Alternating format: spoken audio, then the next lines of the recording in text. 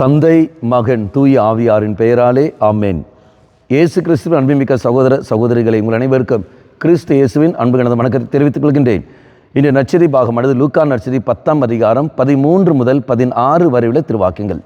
குறிப்பாக 16வது வாக்கியம்: உங்களுக்கு செவி சாய்ப்பவர் எனக்கு செவி சாய்க்கிறார், உங்களை புறக்கணிப்பவர் என்னை புறக்கணிக்கின்றார், என்னை புறக்கணிப்பவர் என்னை அனுப்பினவரையே புறக்கணிக்கின்றார்.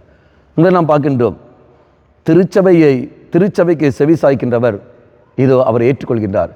திருச்சபைக்கு எதிராக போகிறவர்கள் தெய்வத்தையே அவர் எதிராக திருச்சபைக்கு போகிறவர் தெய்வத்துக்கு எதிராக செயல்பட்டு கொண்டிருக்கின்றார். ஆனால் திருச்சபை எப்படி செயல்படுகிறது? தன்னிச்சையாக செயல்படவில்லையே. அந்த திருச்சபை எங்கிருந்து வருகிறது? பிதாவாய் தெய்வசனிலிருந்து வருகிறது. அவர் திருச்சபைன்னு சொல்ல அருத்தந்தையர்கள். அப்போ அருத்தந்தையர்கள் சொல்வதற்கு நீங்கள் நானும் கீழ்ப்படிந்து போக வேண்டும். இனி அந்த அருத்தந்தையர்கள் தானாக சொல்வதல்ல, மாறாக அவர்கள் ஜெபத்தில் இருக்க வேண்டும். ஜெபத்தில் இருந்து கொண்டு தங்கள் மக்களுக்கு அவரை அறிவிக்கிற சமயத்தில் அது மக்கள் அதை ஏற்றுக்கொள்ள வேண்டும்.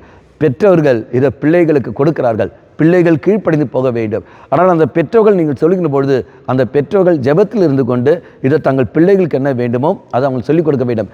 தங்களுடைய கருத்துக்களை எடுத்து சொல்வதில் அல்ல, மாறாக இறைவனுடைய கருத்துக்களை எடுத்து சொல்லி மக்களுக்கு கற்றுக் கொடுக்க வேண்டும். இதை நான் பார்க்கின்றோம். அப்படி என்றால் நன்மையை நான் எடுத்து சொல்ல வேண்டும். நான் என்ன செய்ய வேண்டும்? எனக்கு தனிப்பட்ட ஜெபம் அங்கு தேவைப்படுகிறது.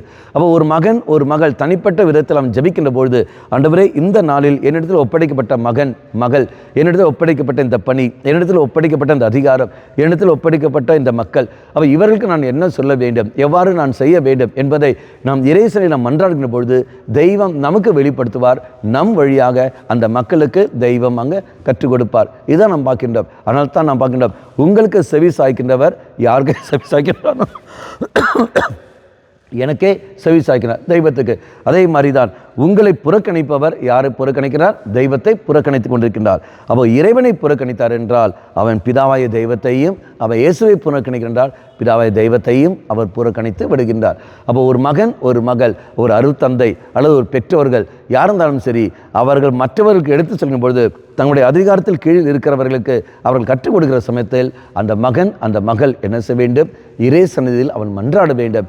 ஜெபத்தில் இருந்து கொண்டு தான் அவன் சொல்ல வேண்டும் ஒழிய தன்னிச்சையாக ஒரு நாளும் பேசக்கூடாது. அப்படி பேசுகிற சமயத்தில் அதனால் பிரச்சனை வரும்.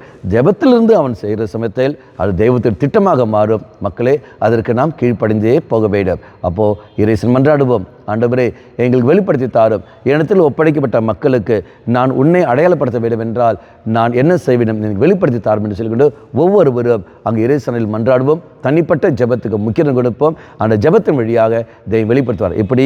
இறை வார்த்தை வாசிப்பதன் வழியாக, ஜெபமாலை ஜெயிப்பதன் வழியாக நாம் பாவசங்கீதம் செய்கிற போது ஒரு தெளிவு கிடைக்கும். அதே திருப்பலி காண்கிற பொழுது நமக்கு அந்த திருப்பலி பங்கெடுக்கிற சமயத்தில் தெய்வம் அதை உறுதிப்படுத்துவார் என்ன சொல்ல வேண்டும் என்பதை. அப்போ இந்த 4ம் நாம் ஈடுபடுவோம். மக்களை நல்ல முறையில் நாம் வழிநடத்துவோம். கண்களை மூடிக்கொள்ளுங்கள். நல்லவனாய் தெய்வமே, எனக்கு சக்தியை தாரும், எனக்கு வேண்டிய ஞானத்தை தந்திரலும், என்னிடம் ஒப்படைக்கப்பட்ட மக்களுக்கு உண்மை வெளிப்படுத்தக்கூடிய கிருபை எங்களை தந்திரலும். அம்மா மாதாவே, தெய்வ மாதாவே, எங்கள் மாதாவே, என் அன்னையே, விசேஷமாக எங்களுக்காக பரிந்து பேசும். ஆமேன்.